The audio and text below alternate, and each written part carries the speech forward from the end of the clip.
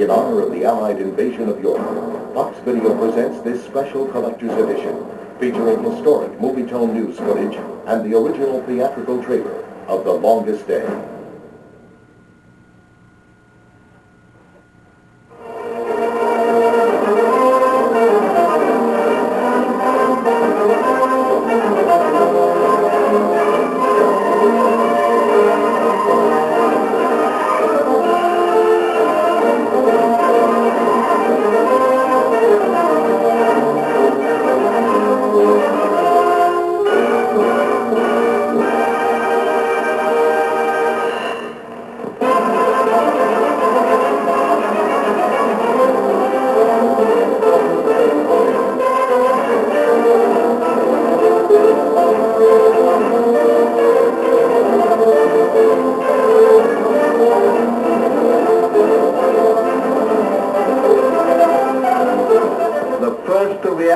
Capitals is now in our hands.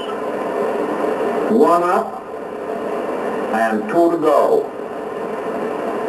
The United Nations are determined that in the future, no one city and no one race will be able to control the whole of the world. The capture of Rome, with Allied troops receiving a jubilant welcome from the people, was a prelude to the invasion. Rome liberated, and then followed with dazzling speed the supreme Allied blow for the liberation of all the oppressed people of Europe from Nazi tyranny. D-Day.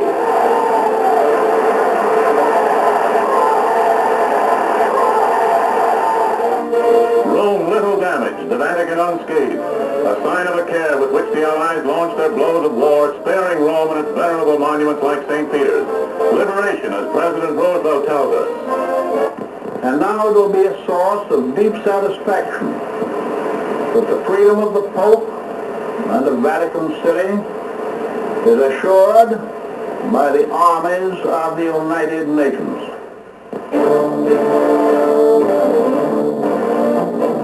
The United Nations High Command planned the Second Front invasion to be the beginning of the end of the European War. Their veterans of victory, Deputy Commander Tedder, on the right General Montgomery, Assault Force Commander, with General Eisenhower. Across the English Channel, the Hull and Cherbourg had major objectives. Landing flight troops that had been massed in immense force in England. For weeks they were concentrated, pushed along to ports on the Channel, the greatest force ever hurled against a hostile shore. Waves made up of British, Canadians, Americans. The greatest aerial bombardment covered the landings. For months, great fleets had delivered the pre-invasion air assault, battering Nazi war centers. And for D-Day, 11,000 planes, the greatest air fleet ever, hurled a record weight of bombs to deluge the German defenses with high explosives. The sky rained a teeming downpour of destruction, and enemy fortifications were shattered by unending explosions.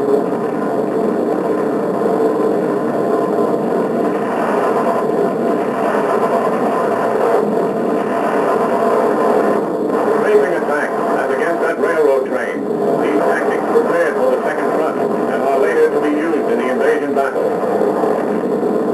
Assaults against airfields, planes on the ground destroyed. One reason why Nazi air opposition was rife when the landings were made. And on D-Day, cloudy weather put emphasis on low-flying attacks, swooping below the clouds to attack. Nazi planes were shot down by the hundred in pre-invasion air battles like these. Seems to be repeated as Allied command of the air supports the ground assault. Nazi planes explode with fiery bursts, are blown to pieces.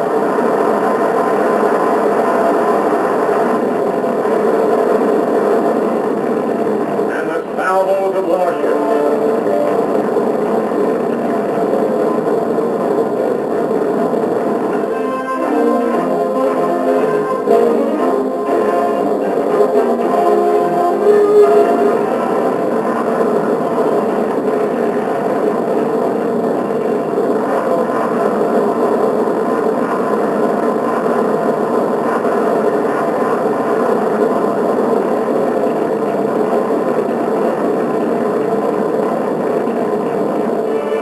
Smoke screens, steel hooks and hostile gunners as the landing craft approach the shore. The 4,000 ships cross on a schedule long prepared, and the amphibious moves go like clockwork.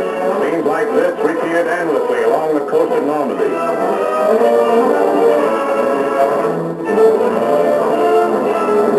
Flying planes graze the enemy, and every device of war is employed to cover the landing. The protection given by planes and warships is such that the troop-laden boats encounter less resistance than had been expected as they push for shore. At some beaches, the opposition is violent, at others light. Maneuver pictures become battle scenes, with landing craft pushing toward a shore blasted by continuous explosions.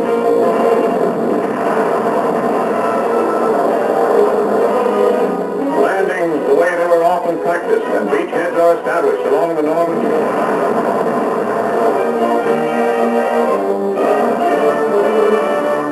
Troops continue to pour ashore along the coast from the harbor to Cherbourg, with strategy aimed at the Cherbourg Peninsula. Soon they're to reach the city of Caen and capture Bayeux, driving inland. Paratroopers hurled into the assault. A number of divisions of them were dropped behind the enemy line. The news features the airborne troops flashing out of fleets of planes jumping by the thousands. They in particular practiced their invasion tactics long in advance. Tactics destined to serve them well in the actual drive of the combined sea and airborne forces. Positions are seized behind the enemy line, and these scenes show the way the air arm went into action.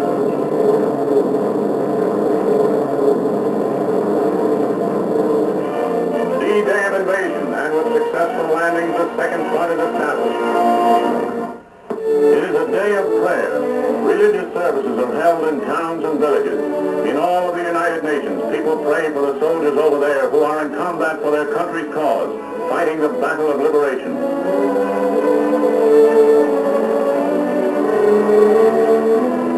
Praying for a soldier in the supreme battle, and every religion makes its plea.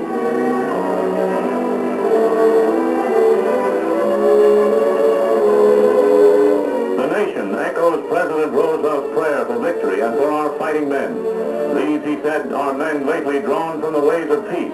They fight not for the lust of conquest. They fight to end conquest. They fight to liberate.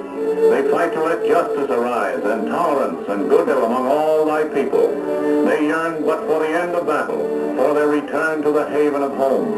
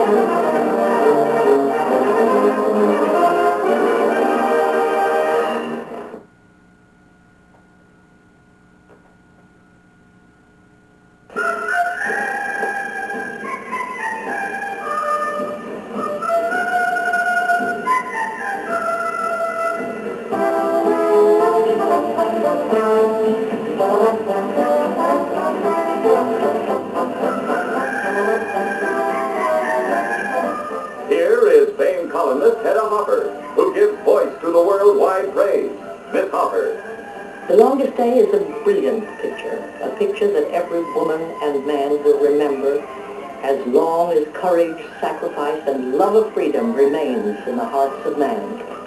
You'll see 42 internationally famous stars, including Richard Burton, Paul Anka, Henry Fonda, Mel Ferrer, Richard Todd, Red Buttons, Rod Steiger, Fabian, Tommy Sands, Irina Demick, Leo Genn, Richard Beamer, Robert Wagner, Stuart Whitman, Kurt Jurgens, Jeffrey Hunter,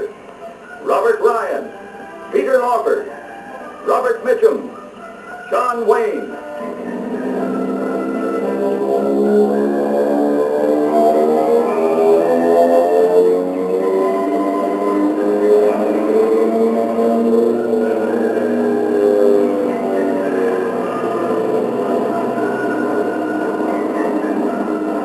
In size, in scope, in suspense, in dramatic intensity, The Longest Day is unparalleled in screen history.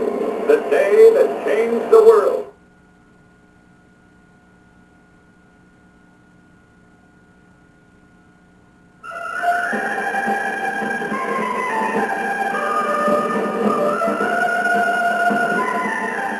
Starting a 48-hour New York City salute to Darryl F. Zanuck's The Longest Day, a Reader's Digest co-sponsored fundraising banquet attracts a distinguished list of guests, including the most impressive gathering of D-Day heroes ever foregathered under one roof. The International Rescue Committee, the object of the benefit, has its president, William J. Vanden Heuvel, in attendance to introduce Mr. Zanuck to the assembly. The signal for a series of tributes to Mr. Zanuck, initiated by Cornelius Ryan, author of The Longest Day. Cardinal Spellman and socialite Mrs. Ronald Tree then hear General Omar Bradley add to the great night's panegyrics before introducing the men he led on The Longest Day, inspiring a standing ovation for the heroes the momentous picture immortalizes.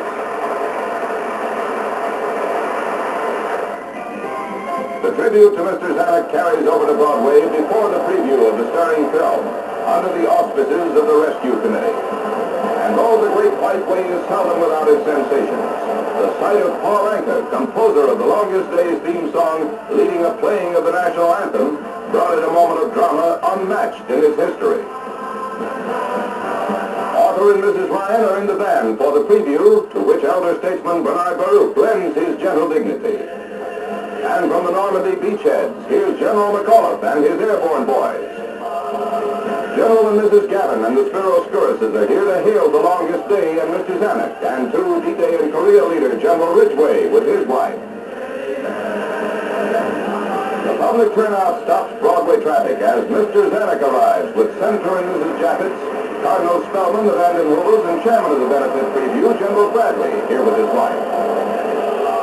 Great national networks make The Longest Day preview a treat for their viewers, and Mr. Zanuck is interviewed for the airways by the popular Harry Reasoner. As the Broadway tribute to Mr. Zanuck and The Longest Day runs into a second day, rain fails to dampen the spirits of the New Yorkers wishing to pay homage to the epical motion picture on the occasion of its world premiere. A fundraising first night for the Salk Institute that attracts the youthful Fabian among a host of celebrities from every walk of life as the public besieges Sal Mineo for his autograph. With Tommy Sands and his wife, the former Nancy Sinatra, a cynosure of eyes, followed by Sheila Graham, the popular newspaper columnist. Richard Beamer and his date fill out a remarkable attendance of amusement world personalities that includes Henry Fonda, who plays General Teddy Roosevelt II in the remarkable Zanuck D-Day recreation. First Lady of the stage, Helen Hayes, attends with Dr. Salk, polio vaccine discoverer, and the renowned Basil O'Connor. Composer and star Paul Anka and Mr. and Mrs. Skourouses are on hand, as talented Tammy Grimes arrives with Roddy McDowell. Nationally read Earl Wilson adding to the press list, as a group from the cast of The Longest Day is joined by Red Buttons, another of the 42 international stars of the fascinating film. Naturally, it's another great night for Mr. Zanuck, who finds Tony Marvin anxious to bring the story of The Longest Day to his nationwide audience. Meanwhile, Broadway continues its unprecedented salute to The Longest Day, as New York's Old Guard Band leads marching units from scores of social and service clubs from all over the city, vying with each other to pay tribute to The Longest Day.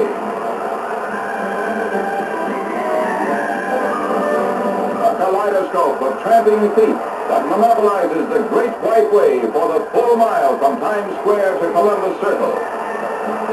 A demonstration as unconfined as the street's New Year's Eve celebration.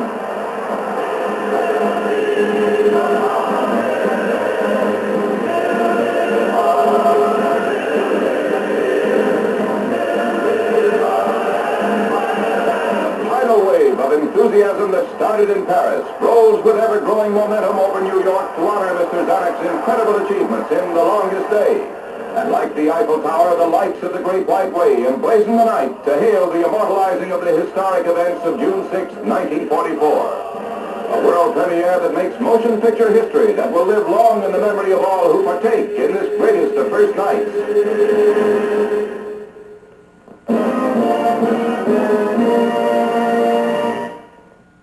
Commemorate the 50th anniversary of D-Day with these 4 unforgettable films about World War II from Fox Video.